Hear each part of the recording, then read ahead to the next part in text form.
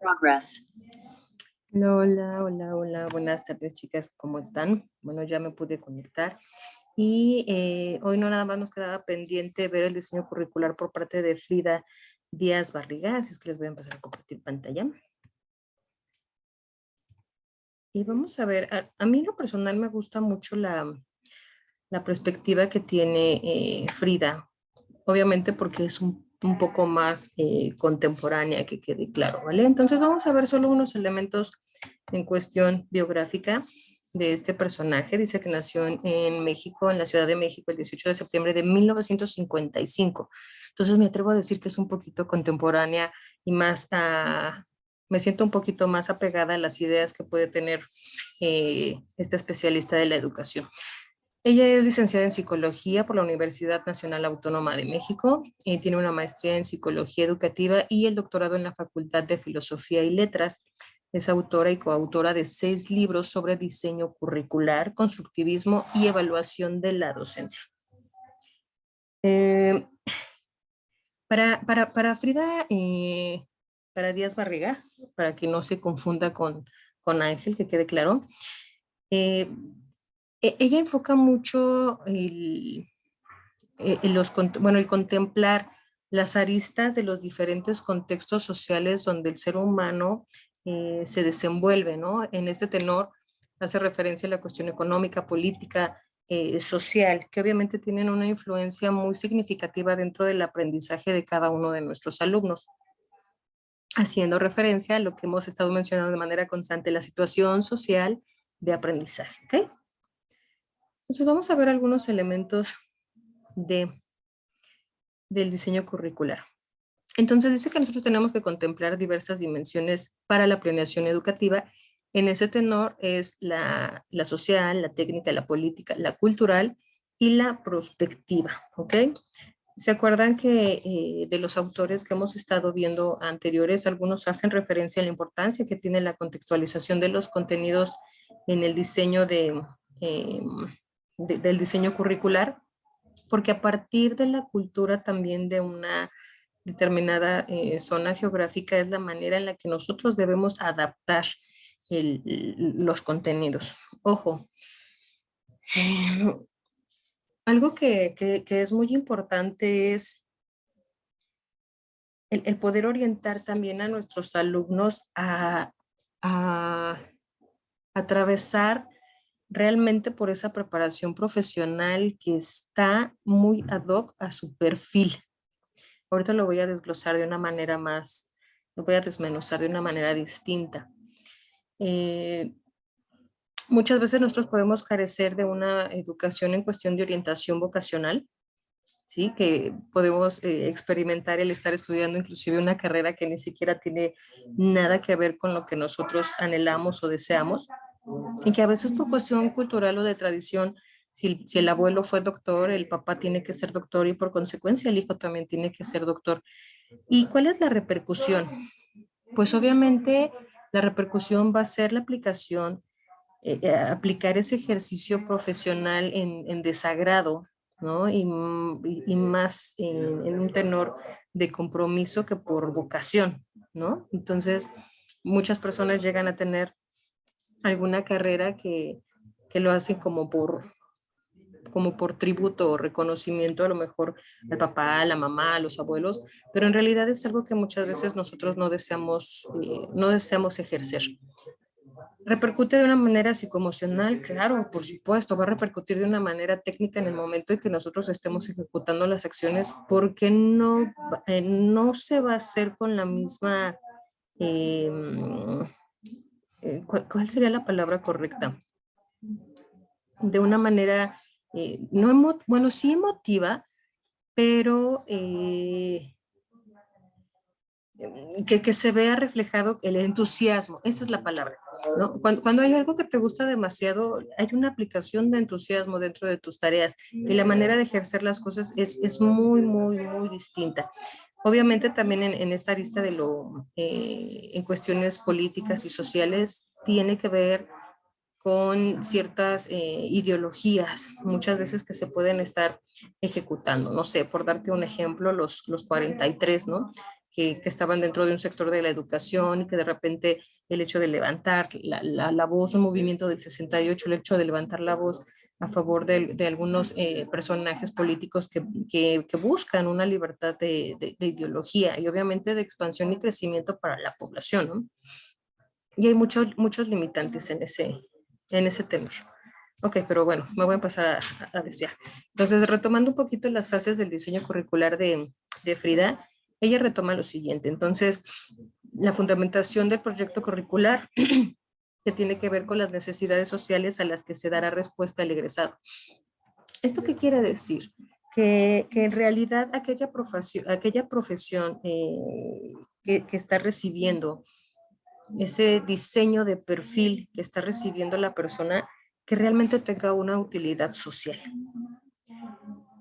Suena simple, pero en realidad es algo muy complicado y es difícil, porque si nosotros lo plasmamos, lo proyectamos dentro de nuestra persona, es ponernos a analizar si en realidad todo aquello que es parte de nuestra formación educativa realmente va a tener una utilidad para lo que nosotros queremos hacer a futuro, o si realmente tenemos la noción de que lo que estamos aprendiendo va a tener una repercusión importante sobre nuestro sector, porque esa es en realidad parte de la intención de la educación, que lo que tú estás aprendiendo realmente genere un cambio y una transformación dentro de dentro de tu entorno, y por qué no decirlo a nivel de tu país, y por qué no decirlo también a nivel mundial, ¿no?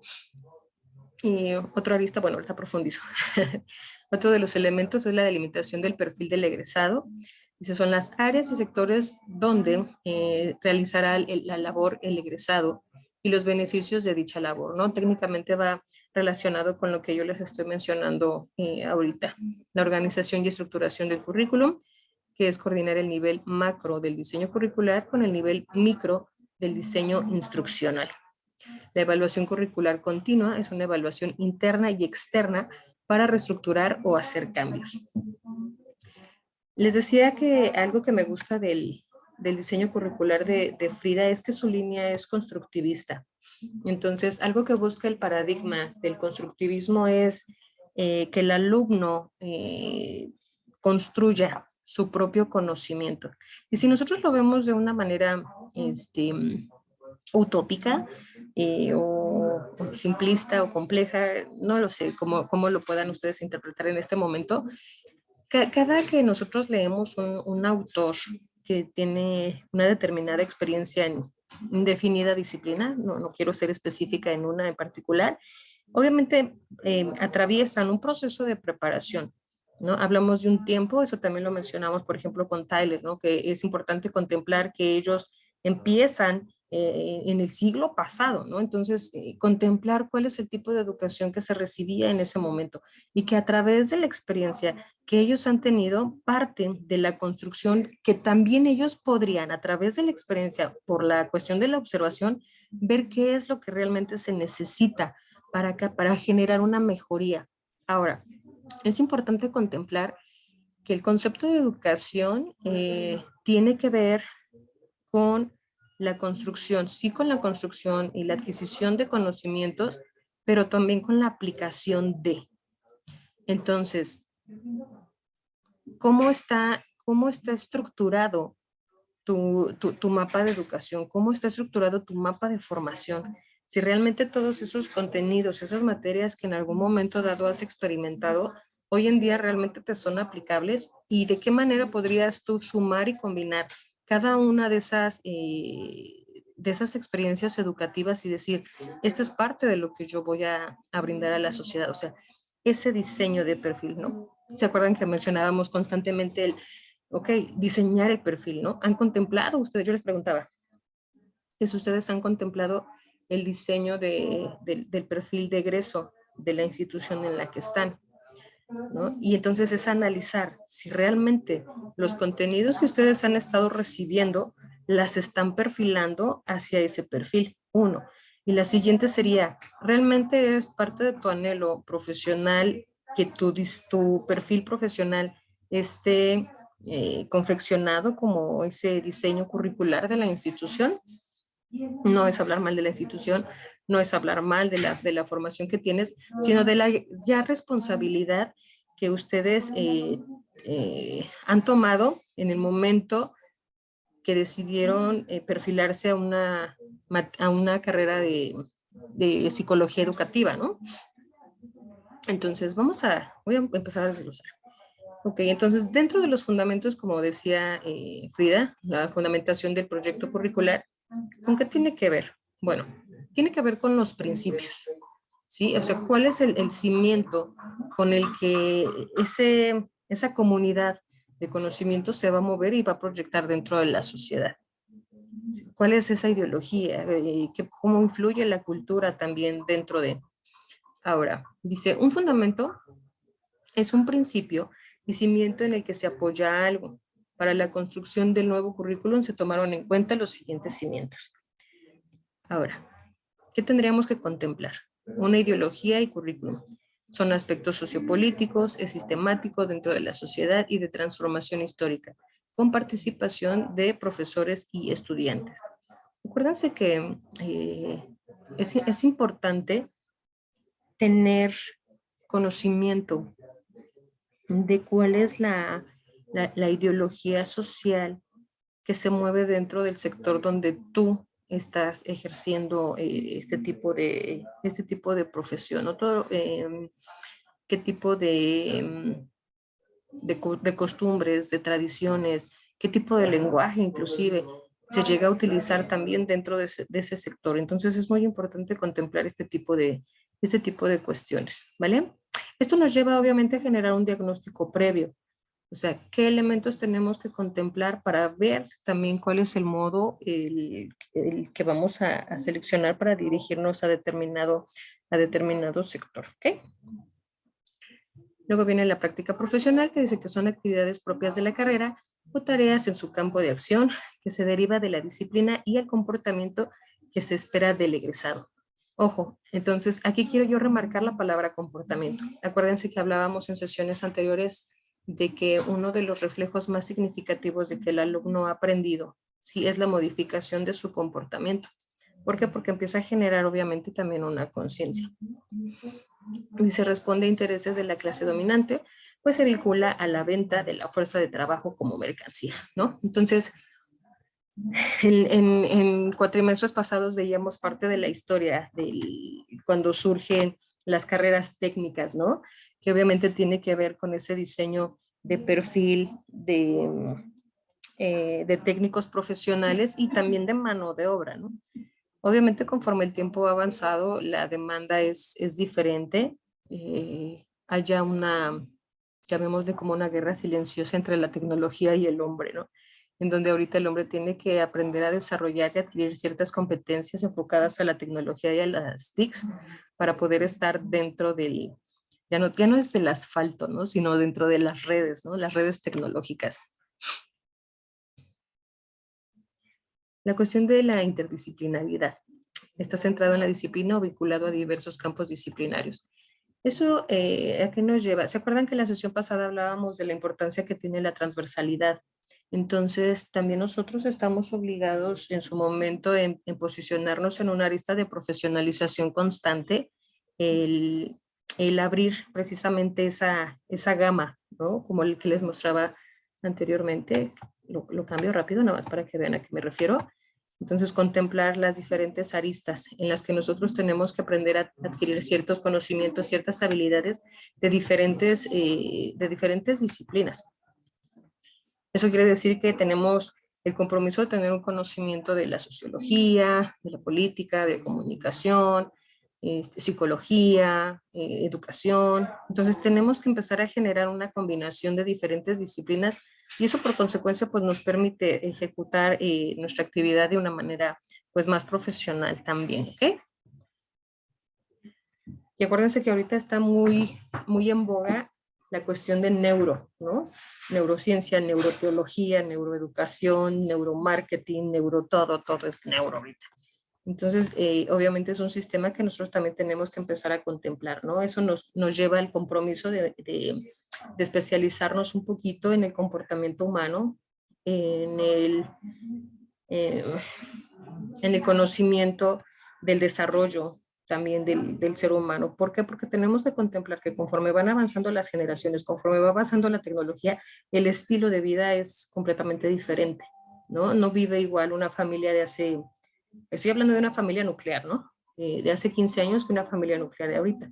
Entonces el sistema de comunicación es distinto, los hábitos son distintos, las costumbres y las tradiciones, la práctica de las costumbres y tradiciones también son distintas. Entonces todo ese tipo de cuestiones son elementos que nosotros tenemos que considerar. Y cuando tenemos un conocimiento de cómo se comporta la gente, eso a nosotros nos permite generar una estrategia distinta para poder confeccionar este tipo de contenidos, ¿vale?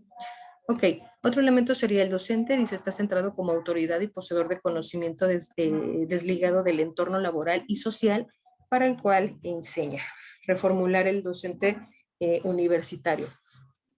Si nosotros tomamos elementos de la educación tradicional, obviamente el docente era una autoridad, ¿no? Y era autoritario hasta cierto punto. Entonces, ¿eso qué quería decir? Que todo conocimiento, toda información que el docente llevaba a aula técnicamente era como meterla dentro de un embudo y que el alumno recibiera simplemente la información y no había esa apertura de construcción de conocimiento hasta que se empieza a abrir una gama hacia el área de la investigación, ¿sí? Entonces la investigación curiosamente nos permite empezar a construir nuestro propio conocimiento, ¿ok? Entonces es entender también que el nombre que se le ha asignado al maestro ha ido evolucionando, ¿no? De ser un maestro autoritario pasa a ser un maestro más flexible, que se convierte en docente, que se convierte en facilitador, ¿no? Entendamos también que el papel que se le ha asignado últimamente al maestro, al docente como tal, es facilitador. ¿Ok? ¿Cuál es la intención? El proporcionar cierta información, ciertos contenidos y a su vez también nos pueden denominar tanto como un coach, ¿no? Como coach guía o algo así, con el propósito de solo orientar, ¿no? O sea, permitir que los alumnos construyan, porque obviamente cada uno lo va a hacer a partir de que de un conocimiento previo, ¿sí? Ok. Y también la exhortación a una actualización constante. Esto es muy importante, o sea, me viene ahorita a la cabeza el retomarlo, porque muchas veces nosotros podemos estar dentro de las instituciones y ver que parte de los contenidos de materias y demás no están actualizados. Entonces, eso también es muy importante. Es interesante cuando dentro de algunas instituciones hay una libertad de cátedra y si el docente realmente está eh, actualizado, está dentro de esa lista de la profesionalización que les mencionaba anteriormente, va a tener esa seguridad para cambiar no en el sentido de generar una falta, que quede claro, sino de sumar precisamente a mejorar el aprendizaje dentro del alumno, ¿no? Actualizarlos, exacto. Y el otro elemento es el estudiante, dice, con fines de orientación vocacional, ¿no? Que es precisamente lo que yo les estaba mencionando hace un momento. Muchas veces los alumnos no saben si realmente la carrera en la que están es lo que ellos quieren, ¿no? Muchos experimentan el proceso de decir, wow, me encantó, no tenía noción de qué se trataba y me enamoro, ¿no? Y descubren su vocación a esa especialidad. Pero hay otros que igual inclusive pueden terminar la carrera, pero pueden entrar en un proceso de frustración y obviamente en la aplicación profesional, pues obviamente ser todo un caso. Ok. Pero hay ciertos elementos que nosotros tenemos que contemplar dentro de la planeación que tiene que ver con la construcción del conocimiento desde una arista epistemológica, ¿no? Desde una línea axiológica que tiene que ver con los valores, con la cuestión ética, ¿ok? Y todo esto debemos direccionarlo hacia una arista. Y esto tiene que ver con las necesidades que puede tener, ojo, esto es muy importante. O sea, lo voy a exponer de esta manera. Tenemos el compromiso de estar informados de cuál es la agenda pública, ¿sí? La agenda pública hace referencia a todas las problemáticas sociales que pueden estar surgiendo dentro de nuestro entorno, de nuestro país o a nivel mundial. Y a partir de ello, detectar también cuáles son aquellas necesidades que pueden surgir dentro del sector, dentro de nuestro sector de formación educativa. Por eso es que nos dice que debemos de tener una detección de las necesidades que se vincula con la problemática del país y con el mercado laboral, de manera que facilite la inserción laboral del egresado. Y esto es importante porque muchos pueden terminar la carrera y ¡fum! Curiosamente salen y no hay, no logran posicionarse o tomar un empleo y a veces de manera emergente pues obviamente recurren, no porque sea denigrante, que quede claro, lo quiero hacer énfasis en ello, que a lo mejor no sea un abogado, ¿no? Un médico, un psiquiatra, ¿no? Terminan como taxistas, ¿no? ¿Por qué? Por la demanda que puede haber o porque dentro del sector regional donde ellos están ubicados no hay una, un hábito por utilizarlo. Eso yo lo vi con un compañero que es psiquiatra, es muy bueno, pero curiosamente su lugar de residencia no le permitió por un tiempo, que quede claro, ejercer su carrera. Entonces, obviamente se vio en la necesidad de qué, de buscar otro sector. Sin embargo, eso tiene sus pros y sus contras. ¿Por qué? Porque el propósito también es que aquellas personas que terminan su carrera, que se hacen profesionales en determinada arista, el punto es que permanezcan también dentro de su sector para mejorar la economía también dentro del lugar. Entonces, por eso hago referencia de que tiene sus pros y sus contras. Obviamente no te estoy diciendo que si tu anhelo es irte, no sé, al extranjero y ejercer ahí, no lo hagas, ¿no? Claro que sí. Obviamente tiene que ver con aspectos personales y de crecimiento, pero en esta propuesta que tiene, por ejemplo, Frida Díaz Barriga, hace referencia a ello, o sea, generar esa conciencia de que lo que tú puedes adquirir dentro de tu preparación, que sea útil para la sociedad en la que estás. ¿Ok? Ahí, mire, fíjese, por ejemplo, aquí hace referencia a eso precisamente, que responda al macrosistema social en lo político y en lo cultural. El diagnóstico refleja la situación real y profunda de de la función universitaria casual y valorativo. Ok, ¿qué elementos tenemos que contemplar? Y yo sé que son cosas que ustedes ya han estado viendo de manera constante. Esto es la investigación de las actividades que pueden ser abordadas por el profesional, la justificación del análisis de la viabilidad de la disciplina y su participación en el área problemática, la investigación del mercado ocupacional sobre posibles sectores, oportunidades y relación de trabajo del profesionista, investigación de instituciones nacionales o extranjeras que ofrecen carreras afines y principios y lineamientos pertinentes, análisis de la población estudiantil. Y obviamente esto tiene que ver también con lo que les estaba mencionando, que es la elaboración del perfil profesional, ¿no? Entonces es la determinación de las acciones generales y específicas que desarrolla un profesional en las áreas o campos de acción emanados de la realidad social y de la propia disciplina tendientes a la solución de las necesidades sociales. Entonces, acuérdense que yo les decía que sonaba un poco salvaje, ¿no? Y les decía, muchas veces nosotros tenemos una formación ególatra y un tanto narcisista porque pensamos, o egoísta, ¿no? Porque pensamos que vamos a prepararnos y que todo el beneficio y que todas las ganancias obviamente solo es para uno. Sí, a lo mejor tu trabajo puede ser muy bien retribuido, pero tienes que entender que toda esa adquisición de conocimientos y demás es para brindar un servicio. Entonces, tú te estás preparando para dar un servicio, ¿ok? Y a veces eso no nos gusta entenderlo, pero cuando vamos desarrollando nosotros esa línea enfocada en la cuestión de la ética, la cuestión axiológica, ¿no? Que se mencionaba hace un momento, tú dices, amo mi trabajo, ¿no? Me gusta servir a la gente y a veces sí nos preocupamos, no te voy a decir que no, el preocuparnos por la cuestión de un sueldo, ¿no? El tener un bienestar y demás, pero cuando tú tienes esa vocación de servicio, la manera en la que vas a ejercer tu trabajo es completamente diferente, porque lo haces con gusto, ¿no? Lo haces con entusiasmo. Ok. Las consideraciones sobre el perfil profesional. El conocimiento profundo sobre una disciplina identifica el técnico del profesionista. Entonces, el profesionista como tal se va a especializar, ¿no?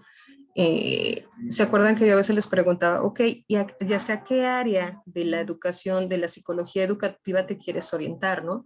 A lo mejor algunos decían, no, pues yo me quiero especializar en, no sé, nivel preescolar, ¿no? En problemas de lenguaje, a lo mejor otros en cuestiones de comportamiento. Entonces, cuando tú eres la tesis, ¿no? Simplemente la tesis. Entonces, una característica que tiene la tesis es que nos permite especializarnos precisamente en un área, ¿no? Y ahí es cuando hay una cierta diferencia en la aplicación de ejecutar una actividad de manera técnica que puede ser un tanto general a cuando ya es más especializado. Dice, es importante definir una disciplina, su objetivo de estudio. Algunas disciplinas abordan desde diferentes perspectivas y marco referencial para llegar a conclusiones que pueden ser complementarias o contradictorias. La psicología de aprendizaje industrial o de organizaciones.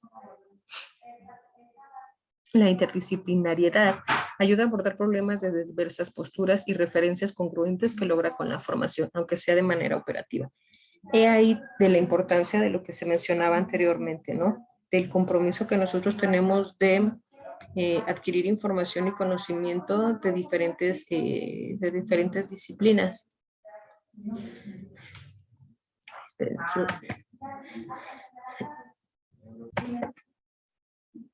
perdón, perdón, ya me estaba dando en mi whisky. Ok, perdón, continúo. Y bueno, los componentes mínimos del perfil profesional, que es la especificación de las áreas generales de conocimiento donde se debe adquirir dominio, ¿no? Que es precisamente la especialización de un área, un sector, llamémosle un nicho, ¿no? De un determinado público. La descripción de las tareas y las actividades y acciones implicadas en las áreas. Es importante que obviamente cuando nosotros entramos a una dependencia, a una institución, vamos a recibir la información que refleja, ¿no? Cuál es la misión, cuál es la visión y el objetivo que puede tener cada institución o cada dependencia. Entonces, a partir de ello también es importante empezar a detectar cuáles son, obviamente, las acciones, las obligaciones y responsabilidades que tenemos dentro de ese sector, ¿no? Hasta dónde pueden cubrir las áreas. La delimitación de valores y actitudes necesarias para el desempeño que implica comportamiento que debe alcanzar y destrezas que se deben desarrollar. Obviamente eso tiene que ver también con la construcción, no la construcción, sino con el desarrollo y la adquisición de ciertas competencias, ¿vale? Y dice la organización y estructuración curricular. ¿Cuál es el plan? Dice que incluye el total de experiencias de enseñanza-aprendizaje que deben ser cursadas durante una carrera. Incluye la selección de contenidos, organización del abordaje e importancia y tiempo previsto para la conformación de unidades, asignaturas o módulos. Eso hace referencia a los periodos que se programan o que se espera que en ese ínter, por las horas también, tenga el alumno el tiempo de adquisición de conocimientos. ¿Ok? Ok, perdón.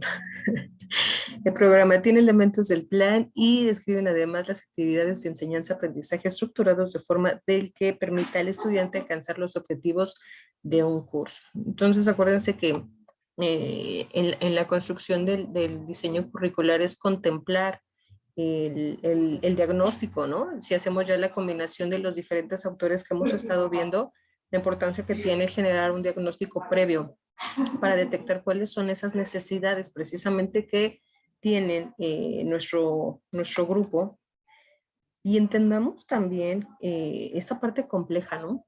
Yo lo veo, por ejemplo, en Alianza, en el que me he dado cuenta que he tenido, o sea, que tengo alumnos de diferentes municipios y el hecho de tener alumnos de diferentes municipios significa que el tipo de pensamiento, el tipo de cultura, de costumbres, tradiciones es completamente distinta, que la perspectiva y el comportamiento que se tiene también es diferente.